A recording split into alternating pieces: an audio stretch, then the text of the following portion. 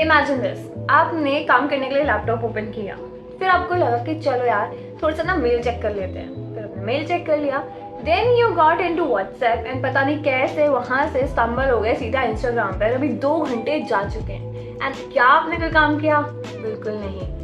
तो कैसा लगेगा अगर मैं आपको ये बताऊँ कि working deeply has become a real skill nowadays and according to Cal Newport, अगर किसी ने ये स्किल या हैबिट डेवलप कर ली तो वो फ्यूचर को डोमिनेट करने वाला है। So welcome to reader Sundays new episode and today's book is deep work by Cal Newport. तो इस बुक में न्यूपोर्ट ने बहुत अच्छे से एक्सप्लेन किया है what is deep work and कैसे इसे एक हैबिट बना सकते हो अपनी लाइफ में, एंड ऐसे कौन से रूल्स हैं जिन्हें फॉलो करके, ऐसे कौन से स्टेप्स हैं जिन्हें फॉलो करके आप भी एक डीप वर्कर बन सकते हो। So let's get started with review. तो सबसे पहले यहाँ पे कैल ने डिस्कस किए हैं 4 philosophies of deep work, but उससे भी पहले एक्चुअली कैल ने डिस्क्राइब किया है what is deep work and shallow work. उसने ये डिफ्रेंशिएट करते हुए बताया है and the main difference is in deep work आप बिजी हैं, आप कंसंट्रेटेड हैं, फोकस्ड हैं। किस लिए? ताकि आप कुछ प्रोडक्टिव वैल्यूएबल चीज़ क्रिएट कर पा रहे हैं। ऑन कंट्रास्ट शैलो वर्क में आप बिजी हैं, आप कंसंट्रेटेड नहीं हैं and you are exhausted at the end, but आपको कोई भी प्रोडक्टिव रिजल्ट नहीं मिलेगा। So this is the main difference. तो अभी इसके बाद ऑथर ने डिस्कस किया है 4 डीप वर्क फिलॉसफीज जो कि ऑथर ने आपको चूज़ करने के लिए एक्सप्लेन करी है कि विच एवर वर्क स्टाइल आपको सूट करता है, आपके गोल्स से अलाइन करता है, आपकी पर्सनालिटी से अलाइन करता है, तो चूज़ दोस्त। सबसे पहले ऑथर ने डिस्कस की है monastic philosophy of working deeply. So in monastic approach he described कि आप टोटली डीप वर्क में इन्वॉल्व हो जाएं and you remove all the distractions from your life like social media, like your phone calls, your emails, your shows, your binge watching. This is a very distracting processes these are. तो author ने कहा है monastic approach जो लोग इसे apply करना चाहते हैं तो इसका बेसिस यही है कि आप टोटली डीप वर्क में इन्वॉल्व हो जाएं, डीप वर्क को ही अपनी लाइफ बना लें। एंड शैलो वर्क जो कि डिस्ट्रैक्शंस हैं एक तरीके के, know valuable product giving work, उसको आप डिस्कार्ड ही कर दें लाइफ से, but it's not possible for normal people like us. तो सेकेंड अप्रोच दी है यहाँ पे बाय मॉडल अप्रोच। तो बाय मॉडल अप्रोच में ऐसा है कि आपने अपने 2 मोड क्रिएट कर लिया है। तो एक मोड जिसमें आप फुल ऑन डिस्ट्रैक्टेड हो, do anything that you wish and go to parties, meet new people every day, networking at its peak and replying your emails, your texts, and you know be on social media. So this is another mode, and one mode is deep working mode. So whenever required आप जाओ अपने deep work वाले mode में and do your work for a month, for a few weeks or for a year, and after that come back to your distracted life. Okay, and the third is your scheduling, rhythmic scheduling philosophy. It means कि आप क्या करो, अब दिन में ना 2 घंटा 4 घंटा, डिपेंड्स आपको क्या सूट करता है, क्या रिक्वायरमेंट है, आप ना एक ब्लॉक टाइम का सेट कर दो कि इतने से इतने बजे तक तो डीप वर्क करना ही करना है, चाहे दुनिया में कुछ हो जाए। इस बीच में ना फ़ोन उठाना है, ना फिर हमें कोई और सोशल मीडिया प्लेटफॉर्म उठाना है, हमें डिस्ट्रैक्ट ही नहीं होना बेसिकली, ना हमें लोगों से बात करनी है, and just do your work and बहुत डेडिकेटेडली आप काम करो। And the main requirement is कि आप वो काम डेली करो। तो आप daily suppose 5 AM to 7 AM आपने ब्लॉक कर दिया, सो डेली आप उसे ब्लॉक करके रख दोगे। And the last approach is journalistic approach. तो ये सेम है रिदमिक के, बट इसमें क्या है कि आपने टाइम ब्लॉक नहीं किया है, आपने कमिटमेंट दी है डीप वर्क को। तो आप टाइम पूरे दिन में जब आप फ्री हो या when ever you feel like कि हाँ ये मैं एकदम सेट हूँ अभी डीप वर्क करने के लिए, so just go there and do your deep work. But obviously rhythmic and journalistic, both of these philosophies require your dedication and consistency. So unlike the bimodal and monastic approach, वहाँ पे आप एक पूरा एक लंबा समय देते हो अपने काम के लिए, without any interruptions, without any other engagements. But rhythmic and journalistic में अदर एंगेजमेंट्स भी होंगी, अदर थिंग्स आपको जो भी करनी है वो सब भी होगी, मस्ती भी होगी, बट डेडिकेटेड टाइम आपको रोज़ देना होगा to get good results and create this habit in you. तो ये हैं 4 philosophies.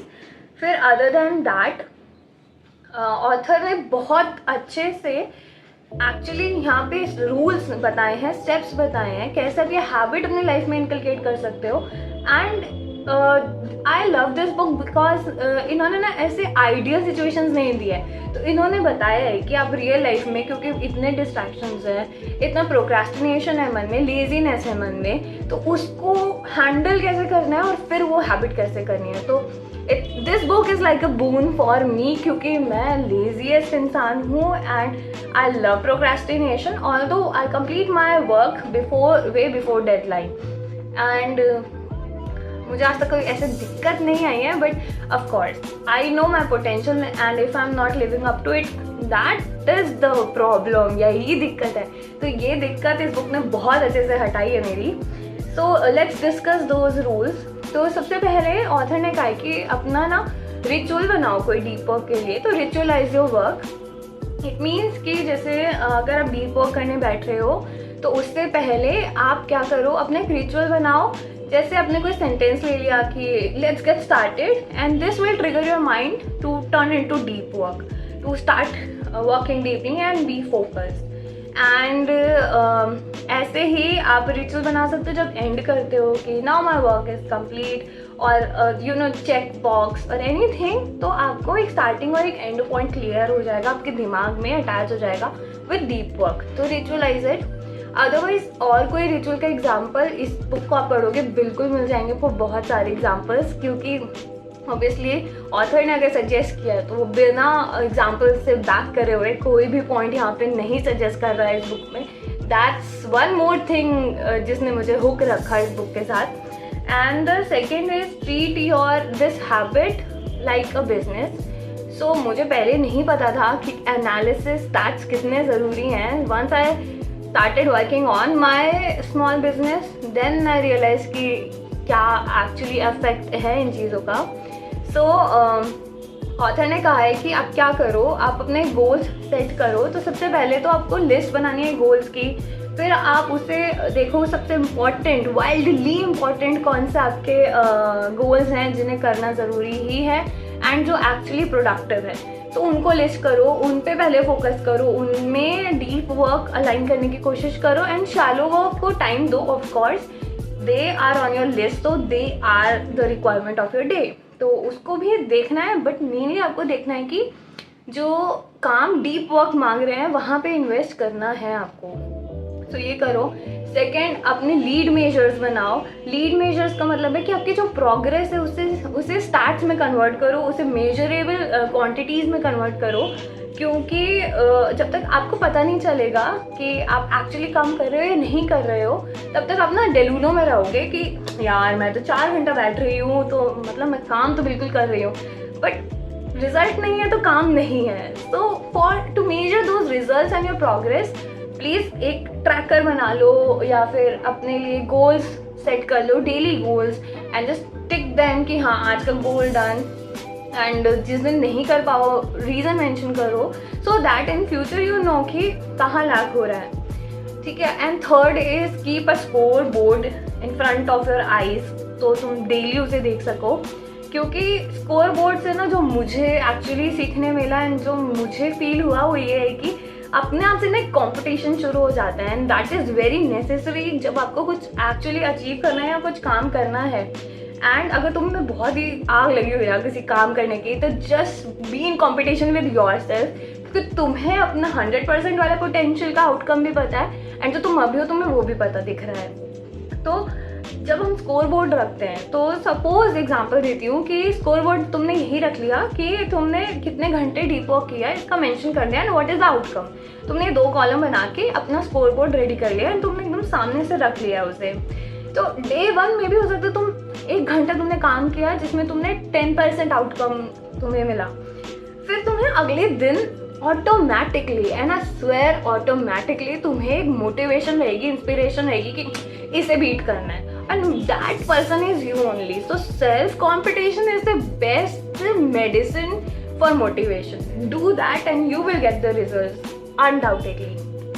Next point in this business like approach is कि अपने को अकाउंटेबल मानो कि तुम जो भी कर रहे हो, जो भी उसका रीजनिंग है ना करने का या करने का, वो सब के लिए like you should be accountable to that. तो इसके लिए ना अपना जो भी तुमने लीड मेजर्स बनाए हैं उसे वीकली मंथली उसे रिव्यू करो.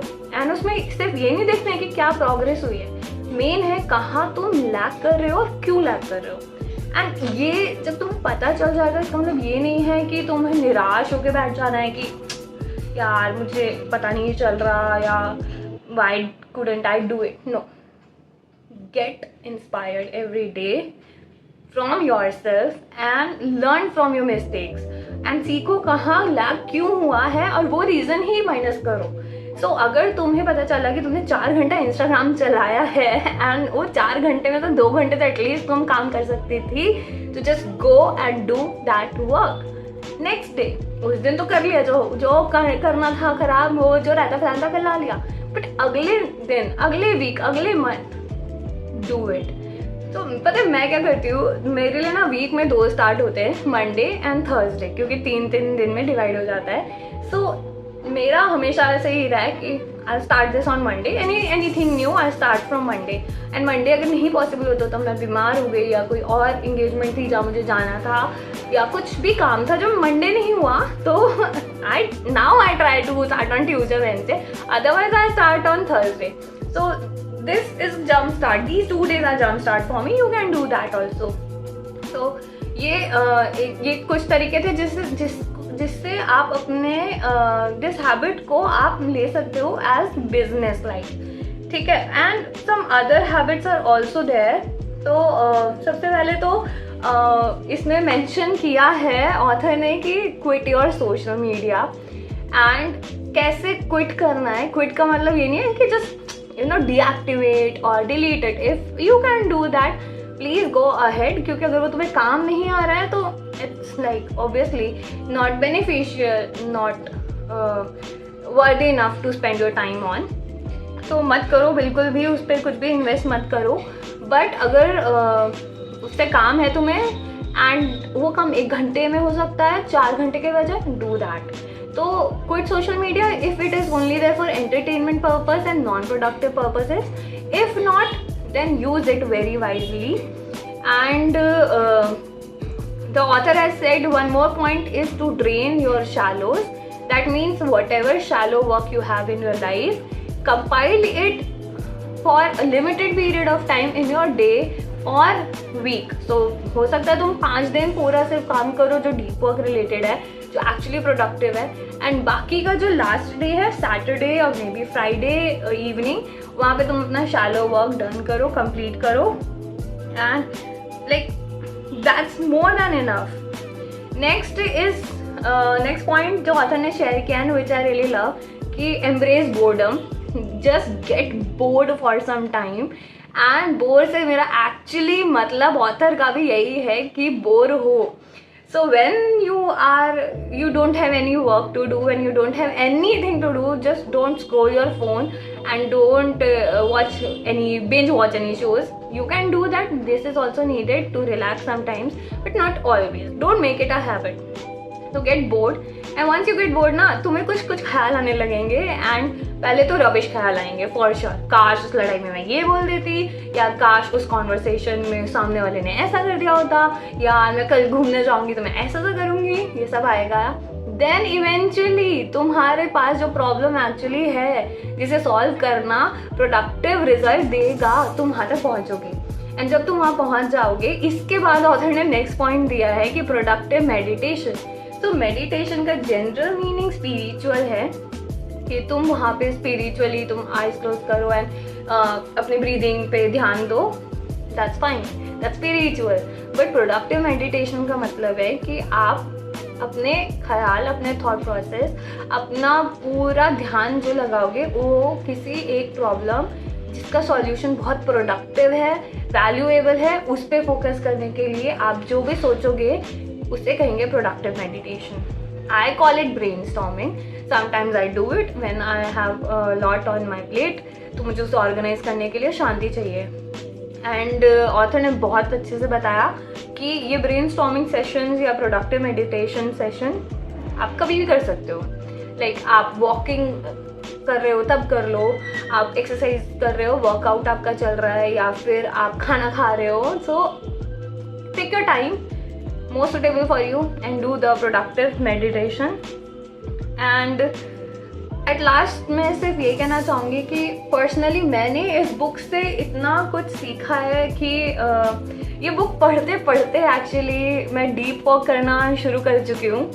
एंड जनरली मेरा पैटर्न यही है कि मैं एक चैप्टर ख़त्म करती हूँ एक दिन definitely in self help books, क्योंकि इनके चैप्टर्स थोड़े बड़े होते हैं, 30 to 50 पेजेस। तो I try to cover 1 chapter 1 day, ताकि कंटिन्यूटी रुके भी ना, एंड मुझे एक टॉपिक क्लियर होता जाए हर दिन।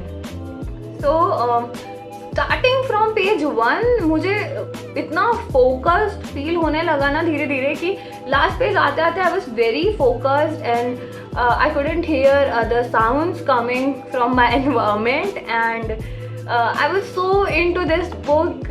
I made a ritual कि मैं सुबह उठ के and after getting a little bit of freshen up and before my workout I wait for 30 minutes after having a slight breakfast.